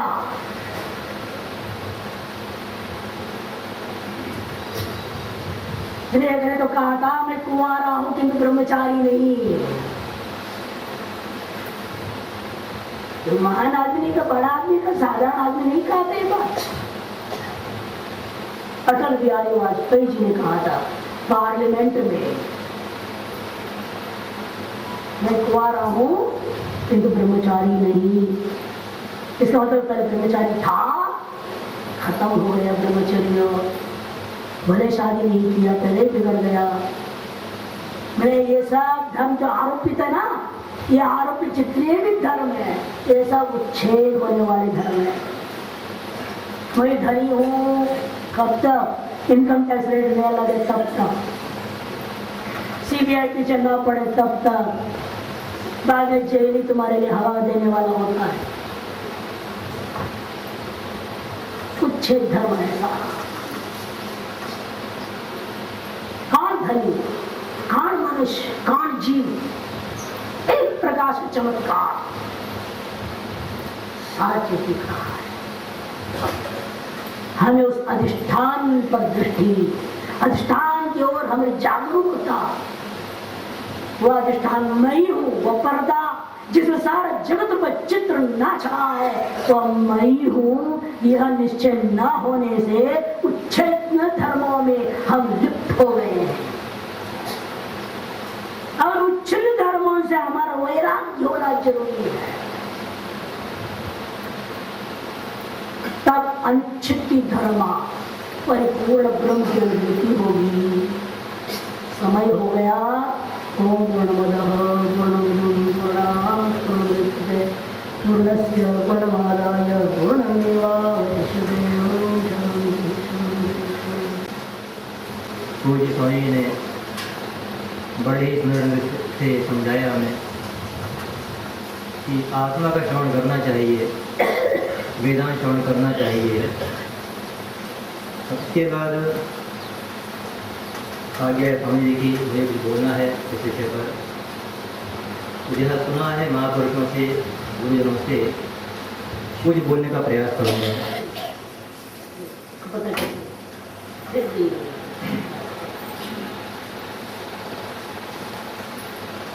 रात्रि में भाष्यकार ने कहा है, एक श्लोक लिखा है, कर्माणि देह योगार्थम देह योगे प्रिया प्रिय द्वेषाणां ततो रागो द्वेषश्चैव ततः प्रिया। व्यक्ति कर्म करता है अच्छे बुरे, जब कर्म करेगा तो आगे शरीर मिलता है। शरीर मिल गया मनुष्य का तो क्या होगा? प्रिया प्रिय, जो अच्छा लगेगा, अनुकूल लगेगा, उससे हमको प्रेम हो जाएगा और वो बना रहे, राग हो जाएगा। और जिससे दुख मिला ये हट जाए, नष्ट हो जाए, ऐसा द्वेष हो जाएगा। और जहाँ राग द्वेष हुए फिर क्रिया करो। जिसमें राग है उसे पाना है तो कुछ करो, क्योंकि बिना किए कुछ मिलता नहीं है। आया कर्महीन नर पावत नहीं, कर्म करोगे। और द्वेष है उसे हटाने के लिए कर्म करो तो क्रिया चलती रहेगी। फिर क्या होता महाराज? तो धर्मा धर्मो तो ज्ञ ज्ञानी है, कर्म करेगा अहंकार पूर्वक तो पुण्य होगा अथवा पाप होगा। राग से अच्छा कर्म किया कभी यज्ञ आदि तो पुण्य मिलेगा, चोरी करी तो पाप हो जाएगा। और जब धर्म आदि होते हैं तो देह योगस तथा पुण्य, जब पुण्य हुआ पाप हुआ तो उनका फल भोगने के लिए आप चाहें या न चाहें फिर देह मिल जाएगी। और इस कार्य से चक्र संसार का ये चलता रहता है। तो हमारा इसका निराश कैसे होगा? तो अपनी परंपरा है कि जब कुछ निराश ढूंढना हो, निदान ढूंढना हो तो पहले मूल पूछते हैं, तो बीमारी इसका मूल क्या है। तो कहा भाष्यकार ने, अज्ञानम तद मूलम स्यात् इति तद्हान मिष्यते। जितना संसार चल रहा है आपका राग द्वेष आदि, इसका मूल कौन है? अज्ञान। किसका अज्ञान? जो आपका स्वरूप है, आत्मा है, जो शुद्ध बुद्ध है, अक्रिय है, अभोक्ता है, इसका ज्ञान नहीं है, इसीलिए चक्र चलता रहता है। तो कहा इसका निराश कैसे होगा? ज्ञान का हान कैसे होगा? का ब्रह्म विद्या आरब्धा ततो निशेषम भवेत्। इसी अज्ञान के नाश के लिए जो ब्रह्म विद्या है, उपनिषद है, वेदांत है, इसका आरंभ होता है। जब व्यक्ति इसको श्रवण करेगा, जीवन में लाएगा, तो जो उससे ज्ञान प्राप्त होगा उसके द्वारा ही ये जो चक्कर है 84 का, ये मिट सकता है। और ये शुद्धि हमारी वेदांत है, उपनिषद है। तो उसी में एक वाक्य आया कि आत्मा और एक द्रष्टव्य। हमें श्रुति कह रही भगवती कि देखो भाई, जीवन में मुख्य कर्तव्य क्या है? आत्मा का दर्शन। आप जहाँ भी देखें कर्म कांड में, स्वर्ग काम ये तो पशु काम, आपको स्वर्ग चाहिए याद कीजिए, पशु चाहिए उधर याद कीजिए। अनेक फल की इच्छा से आपको कहा जाता है ये करो, पर यहाँ शास्त्र कहता है तुम कुछ भी मत चाहो, पर आत्मा का दर्शन, उसका अनुभव यदि तुम मनुष्य हो तो तुम्हारा कर्तव्य है। पर ये विडंबना है कि मानव जन्म मिलता है व्यक्ति को, पर वो करता क्या है निरंतर ये विचार करें जीवन पर, तो जितना अनात्मा है उसके ज्ञान में, उसके चिंतन में अपना सारा जीवन बिता देता है। धन के चिंतन में ये धन की कमाई जान लूँ, विज्ञान जान लूँ, गणित जान लूँ, इंग्लिश जान लूँ, कैसे सुखी रहना जान लूँ संसार में। पर जिसको जानने से ये संसार से छूटेगा और जो शाश्वत शांति प्राप्त होगी, उस आत्मा के विषय में ध्यान जाता ही नहीं है। तो यहाँ जब कहा याज्ञवल्क्य ने कि आत्मा वाले द्रष्टव्य, तो पहले ध्यान दीजिए, मैत्रेयी ने पूछा था, आपने सुन चुके हैं कि धन से जिससे जो धन मुझे दे रहे हैं, इससे मैं अमर होंगी या नहीं होंगी। जब जवाब दिया ऋषि ने कि इस धन से और धन साथ कर्मों से अमृत प्राप्त नहीं होता, तो मैत्रेयी कहती है कि मुझे ये नहीं चाहिए। यदि भगवान वेद तद्ब्रूहि, जो आपका ज्ञान है वही मुझे बताइए। तो अधिकारी कौन है वेदांत का? जिसे जगत से वैराग्य हो और अपने को जानने की इच्छा हो, ज्ञान की इच्छा हो, जिज्ञासु हो, वही वेदांत का अधिकारी है। पर यदि ऐसा नहीं है तब भी सुनना चाहिए। जैसे कहा महाराज जी ने, यदि सुनोगे नहीं तो जो आपके भ्रम हैं वो जाएंगे नहीं। अधिकारी का अर्थ होता है हमारे यहाँ शास्त्रों में कि जो उस चीज़ को सुन करके जो उसका फल है मुक्ति, वहाँ तक पहुँच सके, वो अधिकारी है। तो मुख्य अधिकारी तो वही है जिसे जगत से वैराग्य हो और अपने को जानने की इच्छा हो। जब कहा आत्मा का ज्ञान करना है, तो प्रश्न होता है आत्मा कौन है? तो अलग वस्तु होगी आत्मा। तो वहाँ बताया याज्ञवल्क्य जी ने कि आत्मा तो कामाय सर्वम प्रियम भवति। ये जो आत्मा है इसके लिए ही सब कुछ प्रिय होता है। आप सुनते बात को विस्तार से। तो इसका अर्थ क्या हुआ? जो हमें सबसे प्रिय हो, जिसमें हमारा प्रेम बिना किसी कारण के होता हो, वही क्या है? आत्मा है। और आप सबका अनुभव है कि सबका जो प्रेम होता है बिना कारण के, वो अपने आप से होता है, किसी और से नहीं होता। इसका अर्थ ये हुआ जिसे हम मैं कहते हैं वही आत्मा है, कोई दूसरी आत्मा नहीं है। वो जो महाराज जी प्राय कहते थे कि जब वेदांत विचार चलता है तो लोग प्राय कर क्या सोचते हैं कि आत्मा कोई वस्तु है परोक्ष, ऐसा मान उसे जानना चाहते हैं। पर ऐसी बात नहीं है, ये आप ही कथा है। आत्मा अगर आप, तो अपने को जानना ही यहाँ कहा जा रहा है। क्या इसको जान लेंगे तो होगा क्या? तो अंतिम में कहा कि आत्मनवारे दर्शनेन श्रवणेन मत्या विज्ञानेन इदम सर्वं विदितम। यदि आत्मा का ज्ञान हो गया तो जो कुछ भी है संसार में सब जान लेंगे। पर जानने लायक कुछ भी शेष नहीं रहेगा, कोई दुख, कोई शोक नहीं रहेगा। ये इसका फल है।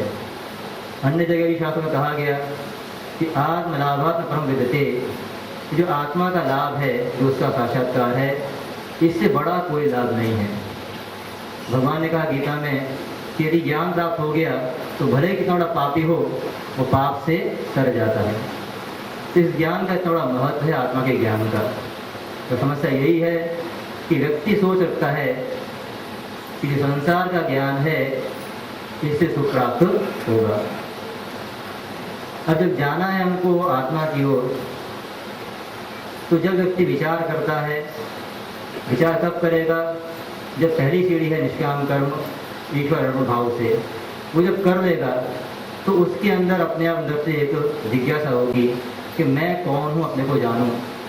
एक मुमुक्षा होगी कि मैं संसार से छूट जाऊँ। पर ये समझना है कि बंधन कहाँ है, किससे बंधे हैं? क्या जो संसार है बना ईश्वर ने, इसमें बांधा है आपको? तो ऐसी बात नहीं है।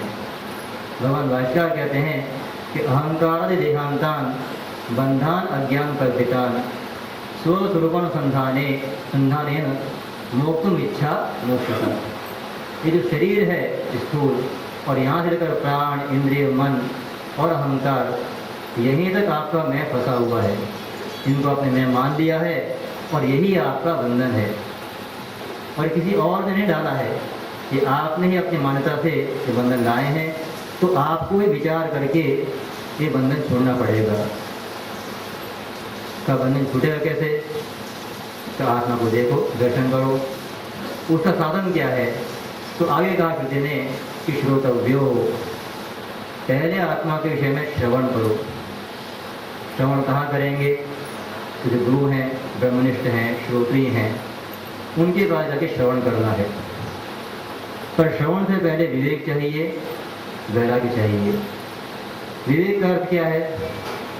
कि हमारे मन में बैठा हुआ है कि संसार के कुछ पदार्थ हैं, कुछ कर्म हैं, उपासना है, इनको करके हमको नित्य सुख, नित्य शांति मिल जाएगी।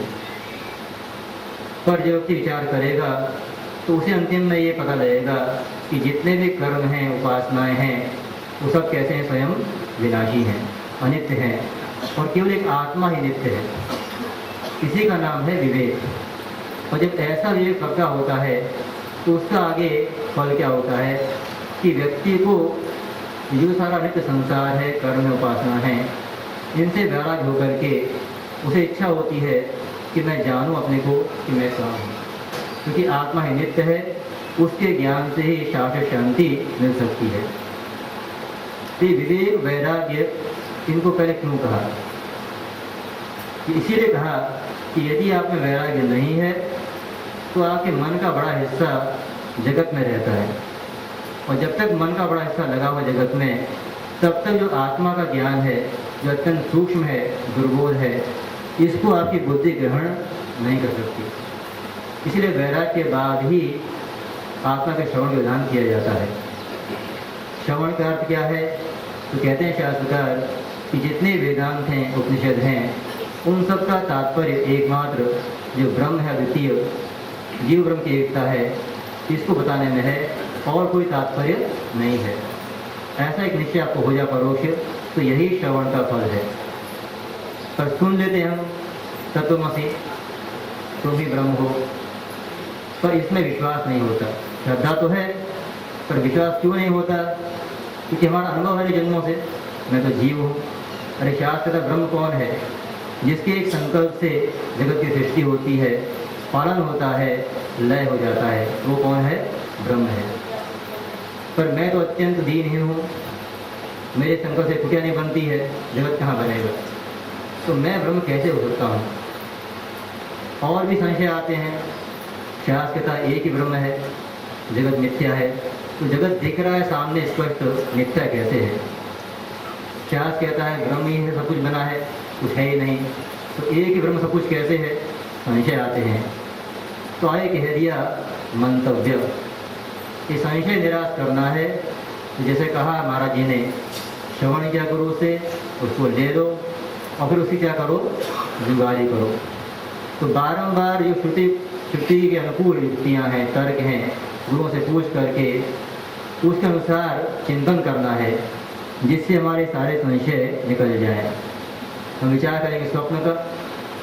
जैसे स्वप्न देखते हैं आप, उसमें जो जगत दिखता है आपको सपने में, हाथी घोड़ा, एकदम सच्चा मालूम पड़ता है। उसमें कोई कहे आपसे ये झूठा है तो आप नहीं मानेंगे। पर जैसे ही जगते हैं तुरंत बोध होता है वो सब क्या था? मिथ्या था। और जैसे ही स्वप्न का जगत दृश्य था, इसलिए मिथ्या था, ऐसे ही ये जो जगत है दिख रहा हमको, ये भी दृश्य है, इसलिए मिथ्या है। ऐसे ही सब कुछ ब्रह्म कैसे है? विचार कीजिए। शास्त्र कहता है ब्रह्म क्या है? जगत का मूल कारण है। और हम यहाँ देखते हैं कि जितना कार्य होता है वो कारण से भिन्न नहीं होता। सोने के आभूषण है, गहने हैं, आप विचार कीजिए, नेकलेस है, कुंडल है, अंगूठी है, पर विचार करें तो हम कहाँ से कहें कि अंगूठी आप ले जाओ और सोना हमको दे दो, तो आप क्या ले जाएंगे? आपके हाथ कुछ नहीं आएगा। क्यों? क्योंकि कुछ दिख रहा है वो, पर सोने के अलावा उसका अस्तित्व नहीं है। इसी प्रकार इस जगत का कारण परमात्मा है, उससे जगत बना है, और उसका कार्य होने से इस जगत की उससे सत्ता नहीं हो सकती।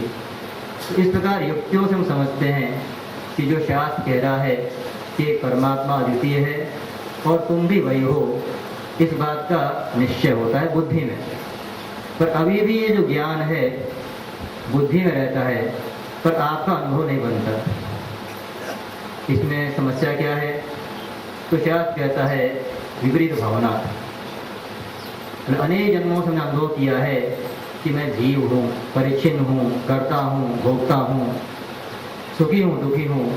पर जब शास्त्र ने कह दिया कि तुम करता भोगता नहीं हो, सुखी दुखी नहीं हो, तुम तो अविनाशी ब्रह्म हो, पर निश्चय करने पर व्यक्तियों से ये जो हमारा भावना बनी है अंदर, ये अनुभव में हमको नहीं जाने देती।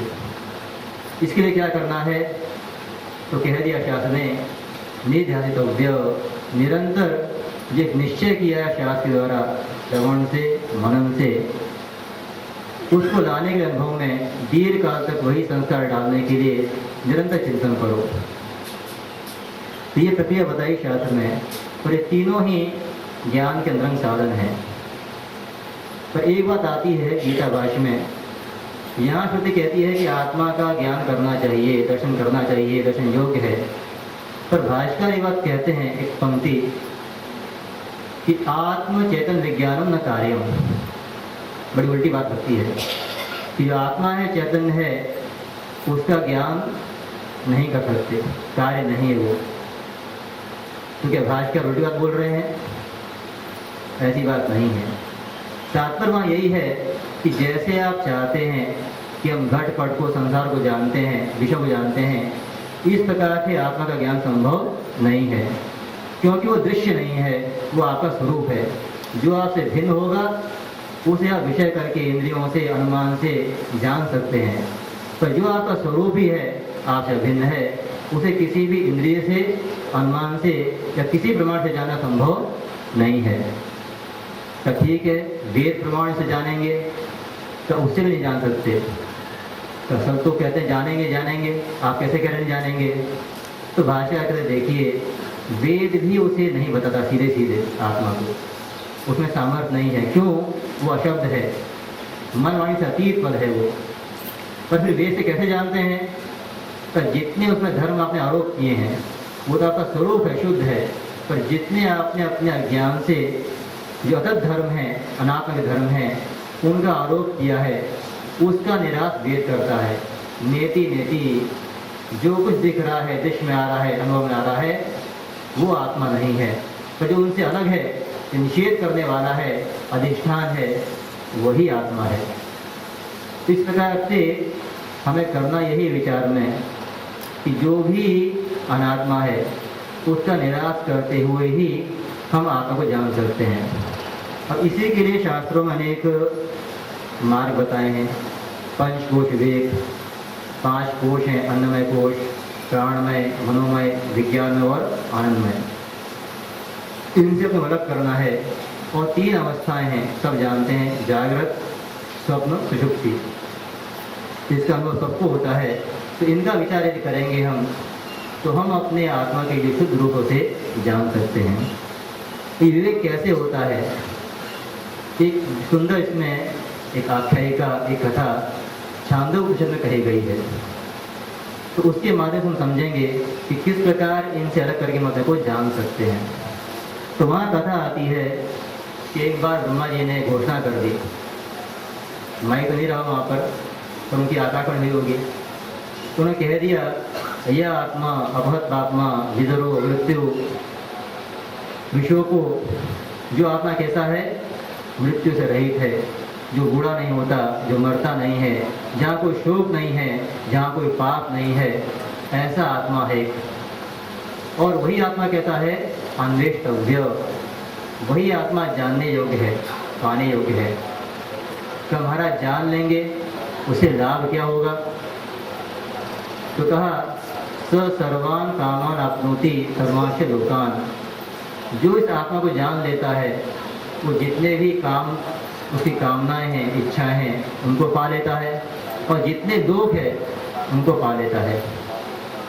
जब सुना इस बात को तो जितने देवता थे, असुर थे, उन्होंने सोचा अच्छी बात है, हम भी जान लें आत्मा को, तो जितनी हमारी इच्छाएं पूरी हो जाएंगी और सारे लोग हमको मिल जाएंगे। तो क्या होता है, जो राजा है देवताओं का इंद्र और असुर राज का उसमें विरोचन, वो दोनों ही जाते हैं ब्रह्मा जी के पास में शिष्य बन करके कि हम आत्मा को जान लें। पर जब पहुँचे तो पहले तो ब्रह्मा जी से बातें नहीं किए, तो होगा उनका द्वारपाल, उसे कह दिया इनको यहाँ ठहरा दो। तो वो दोनों शिष्य थे, श्रद्धालु थे, कुछ नहीं कहा। और महाराज 2-4 दिन नहीं 32 साल वहाँ रहे, 32 साल। वहाँ आता शास्त्र में कि ब्रह्मचर्यपुर को उन्होंने वहाँ निवास किया 32 साल तक तपस्या करी। जब देखा ब्रह्मा ने कि इनका मन कुछ अक्षुद्ध हो गया होगा, तब फिर पूछा कि महाराज यहाँ काहे पड़े आप, क्या इच्छा तुम्हारी है? कहा कि जो आपने बताया है आत्मा है, जो पाप से रहित है, अमर है, उसको हम जानना चाहते हैं। तो ठीक है, जान लो। तो कहा ब्रह्मा जी ने कि यह एषोऽस्मिन् पुरुषो दृश्यते एष आत्मा एतद् अभयम अमृतम ब्रह्म। ये जो आँख में दिखती है ना छाया, पुरुष दिखता है, यही क्या है? आत्मा है, यही ब्रह्म है। पर वो समझे नहीं। फिर समझाने आगे कि देखो जल का पात्र है, वहाँ देखो, वहाँ जो दिख रहा है वही क्या है? आत्मा है। फिर देखा उन्होंने तो क्या दिखेगा? ये शरीर दिखेगा। पूछा क्या दिख रहा है? हमारा शरीर दिख रहा है। फिर तो समझे ब्रह्मा जी, ये समझ नहीं पाए। फिर आए कहा कि देखो ऐसा काम करो, जो तुम्हारे बाल बड़े हुए कटाओ, अच्छे कपड़े पहनो, गहने पहनो, और फिर देखो इसमें। फिर देखा महाराज क्या दिख रहा है? हम दिख रहे हैं गहने पहने हुए। तो ब्रह्मा जी का तात्पर्य क्या था कि जो आँख में बैठ के देखता है, जो दृष्टा है, दृश्य नहीं है, वो क्या है? आत्मा है, और वो शरीर में ही रहता है, ये समझाना था। पर वो समझ नहीं पाए और समझा ये शरीर क्या है? आत्मा है, और वहाँ से चल दिए। अब जो विरजन था उसने सोचा कि शरीर आत्मा है। वो पहुँचा अपने राज्य में और घोषणा कर दी कि ये देह आत्मा है, इसकी पूजा करो, इसको खिलाओ, इसको सजाओ, तो तुम्हें अच्छे लोग मिल जाएंगे। और शास्त्र कहता है वो तब की बात नहीं है, वो आज भी परंपरा चली आ रही है, और आज तो बहुत बढ़ रही है। वो जहाँ देखो लोगों को देह को सजाना, संवारना, ब्यूटी पार्लर में जाना बढ़ता ही जा रहा है। पर शास्त्र कह रहा है सावधान रहिए कि जो व्यक्ति इसको साफ रखिए, ठीक बात है, पर देह के श्रृंगार में, महंगे कपड़ों में सजाने लगा रहता है, वो क्या है? वो असल परंपरा का है। इधर इंद्र ने जब सोचा आगे जाकर के, सात्विक था, कि ये शरीर तो मरता है, इसमें कष्ट होता है, चोट लगती है, भय होता है, और ब्रह्मा जी बोले हैं कि आत्मा कैसा है? सभी भय से, पाप से रहित है, अमृत है। तो ये शरीर आत्मा नहीं हो सकता। वो फिर जाता है वापस, पूछा ब्रह्मा ने क्यों आ गए? तो हमारी ऐसी बात है, ये शरीर आत्मा कैसे होगा? और तुम ठीक समझे, पर फिर रहो यहाँ पर कितने साल? तो फिर रहो 32 साल। अब विचार कीजिए, आज लोग सोचते हैं कि हम प्लेन से आएंगे आश्रम में, गुरु जी के पास में 2 घंटे रहेंगे, ज्ञान सुनेंगे, हमको ज्ञान हो जाएगा। इतना आसान नहीं है। ये ज्ञान यदि पाना है तो तपस्या, सेवा और संयम करना पड़ता है। ये कथा का तात्पर्य है यहाँ पर। ये फिर रहता है इंद्र, जब फिर पहुँचा 32 साल बाद का उपदेश ही महाराज, तो फिर उपदेश कर दिया कि जो तुम सपने में अपने को देखते हो विहार करते हुए, घूमते हुए स्त्रियों के साथ में, तो वो जो शरीर है वही क्या है? आत्मा है। तात्पर्य था ब्रह्मा जी का कि स्थूल देह है, इसे हटा करके जो स्वप्न का अधिष्ठान है वहाँ ले जाना। पर क्या सोचा इंद्र ने? कुछ दोष थे बाकी अभी, कि जो स्वप्न देह है वही क्या है? आत्मा है, और समझ के वो वापस चला गया। पर फिर आगे पहुंचा तो उसे विचार आया कि ठीक है, जब स्वप्न में देह रहती है, पुरुष रहता है, तो इस शरीर के नाश से उसका नाश नहीं होता। ये शरीर अंधा हो जाए तो अंधा नहीं होता। पर वहाँ भी कभी हम देखते हैं हाथी पीछे दौड़ रहा है तो डर लगता है, कभी कोई हमारा प्रिय व्यक्ति मर जाए सपने में तो रोते हैं, चिल्लाते हैं, कभी सुखी होते हैं, दुखी होते हैं, तो वहाँ भी भय से, दुख से छुटकारा नहीं है। तो जो स्वप्न पुरुष है वो भी आत्मा नहीं है। देखिए पहले जो स्थूल देह में था अध्यास, यही आत्मा है, वो निकाल दिया। अब विचार किया स्वप्न का, तो वहाँ भी दोष दिखा उसे। फिर वापस जाता है और कहता महाराज जो आपने उपदेश किया उसमें शंका है, जो स्वप्न देह है ये भी आत्मा नहीं, क्योंकि यहाँ भी भय है। और आप तो कहते हैं आत्मा कैसा है, अभय है। तो ब्रह्मा खुश हुए कि शिष्य कैसा है, विचारक है, योग्य है, का ठीक समझे, कई दोष बाती हैं। फिर रहो 32 साल, फिर बताएंगे आपको। फिर रहता है 32 साल, फिर जाता है जोड़ के महाराज बताइए। तो फिर कह दिया यदि तत् सुप्त समस्त संप्रसन्न एतद आत्मा। जब आप सो जाते गहरी नींद में, सपने नहीं देखते हैं, बड़े प्रसन्न रहते हैं, तो वहाँ जो आपका स्वरूप है वही क्या है, आत्मा है। अब देखिए शास्त्र ने क्रम से क्या किया, जो पहले स्थूल देह था इसको बताया आत्मा नहीं है, जो कचरा था आपके ऊपर उसको निकाल दिया। फिर जब विचार के स्वप्न का, तो वो भी आत्मा नहीं है। तो जितना आपका स्थूल सूक्ष्म शरीर था, लिंग देह, आपका मन है, बुद्धि है, इंद्रियां हैं, प्राण हैं, या कहें तो 3 कोश, प्राणमय कोश, मनोमय कोश और विज्ञानमय कोश, ये 3 भी आत्मा नहीं है। तो यहाँ से आपका वो अध्यास निकाल दिया। अब पहुँचे कारण शरीर में, तो कहा जो सुषुप्ति में जो है स्वरूप वही क्या है, आत्मा है। इन्होंने कहा ठीक है, फिर चला वहाँ से। पर जब आगे जाता है फिर विचार आया, तो कितने साल रहा था ब्रह्मचर्य से, मन शुद्ध हो गया था। तो फिर विचार आया कि ठीक है वहाँ पर शोक नहीं है, भय नहीं है, सुख दुख नहीं है, पर वहाँ तो क्या होता है, ना अपने को जानता है ना और को जानता है, वहाँ तो जड़ हो जाता है, रहता ही नहीं तरह से। तो ये आत्मा कैसे होगा, आत्मा चैतन्य है, ज्ञान स्वरूप है। फिर लौटता है, कहता महाराज यहाँ पर ये दोष है। तो कहा ब्रह्मा ने ठीक बात है, पर अभी 5 साल और रहो फिर बताएंगे। तो फिर रहता है, अब देखिए यहाँ सुषुप्ति में रहता है हमारा कारण शरीर, अज्ञान या आनंद कोश, तो वो भी आत्मा नहीं है, निराश कर दिया। पर एक शंका होती है, ये 3 शरीर हैं, 3 अवस्थाएं हैं जिनका अनुभव करते हैं। यदि ये आत्मा नहीं है तो क्या आत्मा शून्य है, कुछ नहीं है? तो ऐसी बात नहीं है। जब फिर इंद्र आता है तो फिर उपदेश करते हैं ब्रह्मा जी कि देखो इंद्र, कि जितना शरीर है, चाहे वो स्थूल हो, सूक्ष्म हो, कारण हो, वो मृत्यु ना आत्म, और मृत्यु के मुख में पड़ा है, और इसके साथ तादात्म्य है तो कभी अभय नहीं होगी। और यदि शरीर से अध्यास छोड़ दिया तो फिर सुख दुख की प्राप्ति नहीं होगी। तो फिर आत्मा कौन है, वहाँ बताया एक संप्रसाद, ये संप्रसाद है, जो जीव है। आत्मा शरीर समुत्थाय, ये शरीर से अभिमान छोड़ करके सूक्ष्म से, स्थूल से, कारण से जो अध्यास छोड़ देता है, और परम ज्योति संपद्य तेन रूपेण अभिनिष्पद्यते स उत्तम पुरुष। ये 3 जो शरीर हैं, 3 अवस्थाएं हैं, इनको विचार करके आप इनका अभिमान छोड़ दोगे, जो उत्तम पुरुष है, परमात्मा है, जो आत्मा का शुद्ध रूप है, उसे आप जान लेंगे, उसमें स्थित हो जाएंगे। तो ये क्रम है शास्त्र का। इस प्रकार से जितने आपके अदब धर्म हैं उनका निराश करते हुए शास्त्र आपको जो आपका अपना स्वरूप है, आपको नित्य प्राप्त है, पर भ्रांति है प्राप्ति की, उसे निकालते हुए उसमें स्थित करता है, अनुभव कराता है। ये हमारी श्रुति की, महापुरुषों की महान कृपा है। और इसीलिए हमारा कर्तव्य यही है कि जहाँ भी हमको अवसर मिले इस आत्मा के विषय में श्रवण करना चाहिए और उसी का मनन भी करना चाहिए। इसी में जीवन का कल्याण है।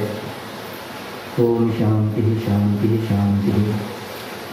अब इसके आगे मैं अनुरोध करूँगा, यहाँ विराजमान हमारे परम पूज्य परमादर्श आचार्य महामंडलेश्वर स्वामी वीरावन गिरी जी महाराज, जो बड़े ही गृहस्थ संत हैं, परिव्राजक हैं, तो उनसे अनुरोध है कि जो उनका दीर्घ काल का अनुभव है उसके अनुसार इस विषय पर कुछ गंभीर चिंतन करके प्रकाश डालेंगे।